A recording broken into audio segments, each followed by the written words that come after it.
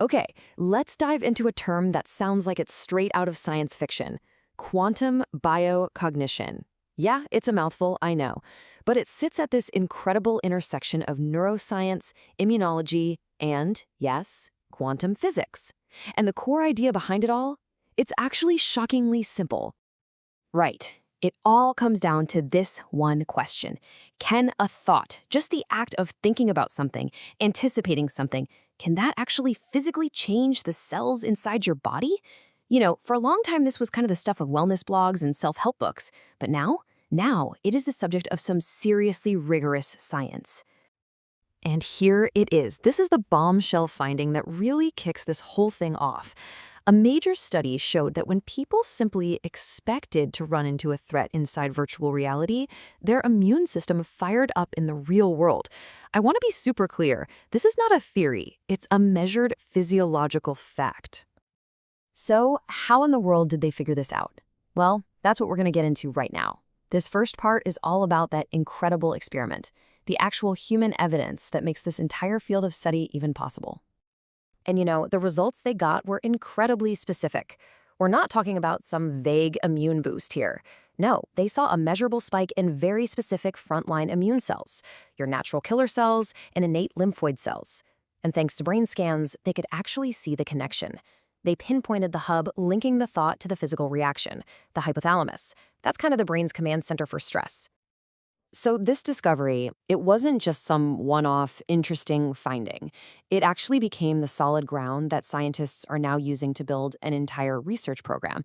Think of it like a roadmap designed to explore this mind-body connection in a really systematic, really transparent way. And that roadmap, they call it quantum biocognition, or QBC for short. But here's the thing, QBC isn't starting from zero. Not at all. It's actually building on decades of well-established science that already connects the brain and the immune system.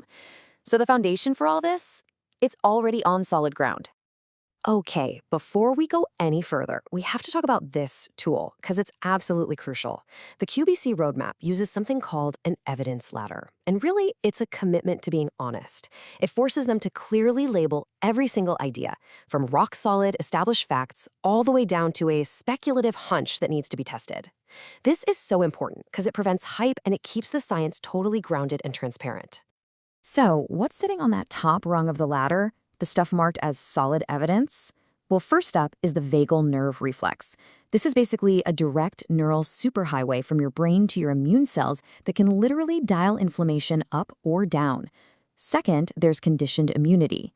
This is the wild but well-documented fact that you can train an immune response, just like Pavlov trained his dogs to drool at the sound of a bell. And finally, the very discovery we started with, that anticipation response. See? QBC is built on a bedrock of accepted science. All right, so knowing the connection exists is one thing, but how do you actually isolate it and test it properly? I mean, how do you separate a specific thought from just, general stress? Well, that's where the next phase of this roadmap gets really clever. The researchers use this absolutely brilliant analogy. They're building a flight simulator for the immune system.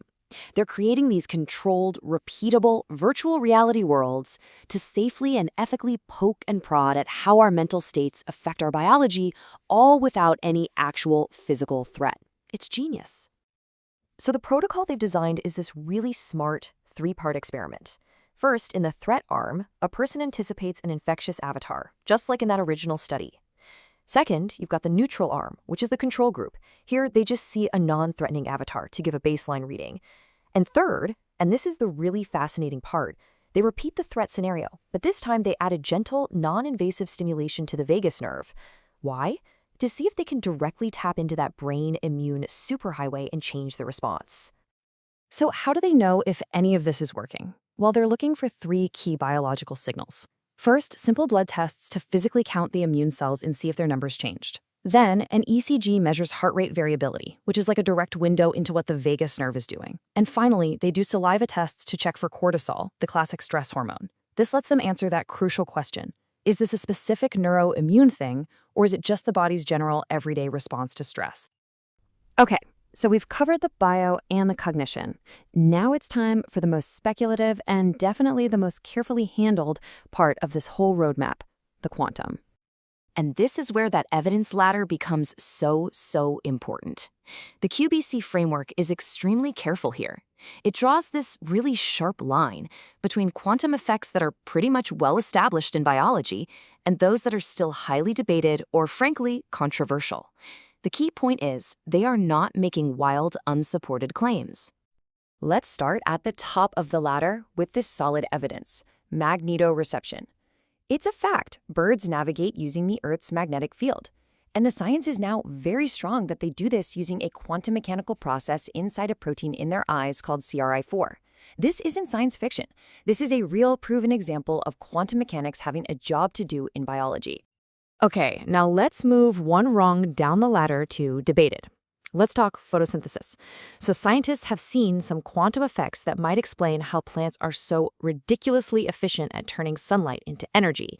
But, and it's a big but, there's a huge debate about whether these quantum effects are actually essential for the process or if they're just a weird byproduct. The jury is very much still out on that one. And finally, let's go all the way down to controversial. This is the theory of olfaction, our sense of smell. There's this really cool idea that we don't smell the shape of molecules, but that we actually smell their quantum vibrations. It's a beautiful theory, but the QBC roadmap is totally honest in pointing out that it faces a lot of counter-evidence and is not widely accepted. By admitting this, they keep their scientific credibility intact. So, let's bring all this together. What's the big picture? What is the real innovation behind this whole quantum biocognition idea? Okay, if you remember one thing from all this, please make it this. QBC is not a theory that claims quantum physics explains consciousness or something like that. In fact, it's the opposite. It's a method. It's a transparent, rigorous, and honest roadmap for exploring the very frontiers of science, while clearly labeling what we know, what we think we know, and what's just pure speculation. And this quote from the people who created this roadmap, it just sums up their entire vision perfectly. The goal is a new way of doing science, especially in these kinds of controversial fields. A way where everything is out in the open, it's clearly labeled, and it's designed from day one to be checked and replicated by anyone.